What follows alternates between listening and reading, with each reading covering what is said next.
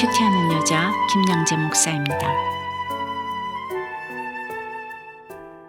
오늘 큐티인 말씀은 요한계시록 14장 14절에서 20절까지예요. 하나님 아버지 마지막 심판의 때에 알곡 성도가 되어 구원의 추수에 뽑히기를 원합니다. 말씀에 주시옵소서. 듣겠습니다. 오늘 주님은 때가 이르러 알곡과 가라지를 골라내겠다고 하십니다. 그런데 오늘 요한이 반모섬에서 본 이 환상은 느닷없는 환상이 아닙니다. 마태복음 13장에서 주님이 미리 일러주신 말씀입니다. 세상 끝날에 이루어질 두 종류의 추수가 의미하는 것은 무엇일까요? 첫째는 구원의 추수, 곧 알곡의 추수입니다.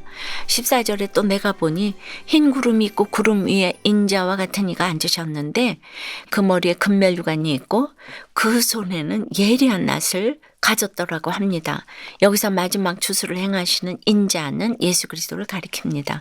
그 머리에 금면류관이 있다는 것은 예수께서 왕 같은 통치자라는 의미입니다. 그런데 우리 주님은 이 금면류관을 쓰기 전에 먼저 가시면류관을 쓰셨습니다.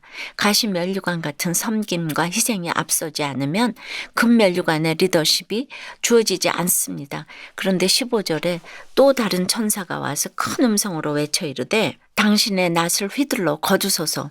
땅에 곡식이 다 이거 거둘 때가 이르렀다고 합니다. 70인역 성경에 보면 낫은 하나님의 말씀을 의미합니다. 그리고 땅의 곡식이 다 익었다라는 것은 알곡 이외의 것은 모두 시들고 부패했다는 뜻이기도 합니다. 우리가 가을론을 떠올려 보면 알 수 있잖아요. 다른 것은 누렇게 시들고 오직 쌀알만 살아 있습니다. 말세의 때도 그렇습니다. 모든 게 누렇게 변하고 시들고 부패합니다. 이때 믿음을 지키는 성도야말로 알곡 중에 알곡이지요.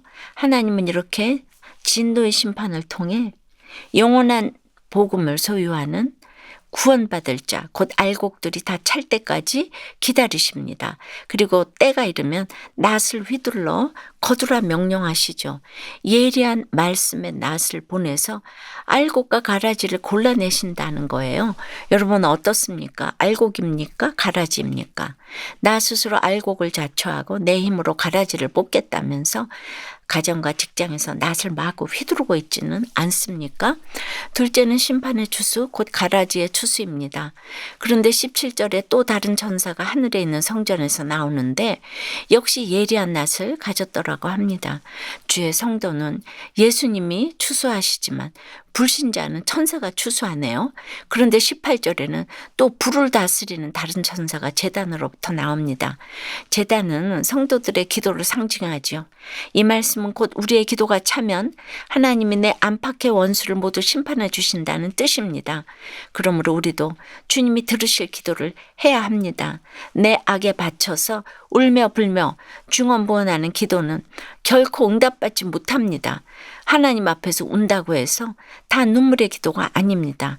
심판의 목적이 구원이듯이 내 눈물도 구원이 목적이 되어야 합니다. 18절에 내 예리한 낫을 휘둘러 땅의 포도송이를 거두라. 그 포도가 익었느니라 하더라고 합니다. 여기서 포도송이는 불신자를 의미하지요. 땅의 곡식이 다 익어서 알곡을 거둘 때가 된 것처럼 포도송이도 익어 거둘 때가 되었다고 합니다. 곡식이 익을 때는 겉으로는 볼품없어 보이지만 거기서 작은 알곡들을 얻습니다. 반면에 포도송이는 어떻습니까? 잎은 시들어도 그 열매는 얼마나 탱글탱글 탐스러운지 모릅니다. 우리도 그렇지 않습니까? 악이 골물대로 골마 있어도 돈 많고 권세 있고 외모가 뛰어나면 거기에 혹합니다. 그 누구도 그 속에 악을 보지 못합니다. 그러니 이제 어떤 일이 일어납니까? 19절에 천사가 낫을 땅에 휘둘러 땅의 포도를 거두어 하나님의 진노의 큰 포도주 틀에 던짐해라고 합니다. 아무리 탐스러운 포도송이라도 천사가 낫을 휘두르면 살아남지 못합니다. 하나님의 진노의 큰 포도주 틀에 던져집니다. 제 아무리 대단한 세상 열매가 맺혀 있어도 그렇습니다. 짐승의 가치관, 세상 지혜를 바탕으로 살아온 자는 심판의 때에 진노의 포도주 틀에 던져질 수밖에 없습니다. 20절에 성 밖에서 그 틀이 밟히니 틀에서 피가 나서 말 굴레에까지 닿았고 1600스타디온에 퍼졌더라고 합니다. 1스타디온이 약 185m인 것을 감안하면 1600스타디온은 약 300km입니다. 당시 팔레스타인의 남에서 북까지 거리 정도이니 그야말로 온 땅이 피로 얼룩졌다는 의미예요. 1600은 4 곱하기 4 곱하기 10 곱하기 10으로 4라는 수 2개와 10이라는 수 2로 구성된 수예요. 계시록 5장과 7장에 보았듯이 4는 네 생물과 천사가 서 있는 네 모퉁이, 곧 하나님이 창조하신 모든 피조세계를 의미하는 수입니다. 또한 10은 완전수 만수로 가득 찼다는 의미입니다. 그러므로 피가 1600스타디온에 퍼졌다는 것은 범우주적인 심판이 이루어짐을 의미합니다. 또 피조수, 땅의 수인 4를 2번 곱한 데다 완전 수인 10을 2번 곱한 것은 그만큼 철저하고 완전한 심판이 내려진다는 것이지요. 왜 이렇게 은유로 했다고 했죠? 그 당시는 로마의 핍박받는 시대이니까 이 로마의 황제가 알아듣지 못하도록 이렇게 했지만 믿는 우리는 이거 다 알아들었다, 이런 뜻이 있다고 했습니다. 자, 여러분은 어떻습니까? 알곡 같은 배우자가 좋습니까? 포도송이 같은 배우자가 좋습니까? 내 자녀를 알곡으로 키워내고 있습니까? 내 자녀를 포도송이로 키우고자 불철주야 애쓰고 있는 것은 무엇입니까? 사기를 당하는 사건 앞에서 내 속에 가라지를 보게 되었다는 한 집사님의 큐티인 묵상 간증입니다. 제 남편은 비누와 화장품 원료를 수입 판매하는 사업을 운영했어요. 그러나 사람을 믿다가 엄사기를 당한 뒤 감당할 수 없는 부도의 사건을 겪게 되었죠. 이런 망하는 사건 가운데 제 힘으로 할 수 있는 게 아무것도 없음을 알게 되자 저는 그제야 주님 앞으로 나왔습니다.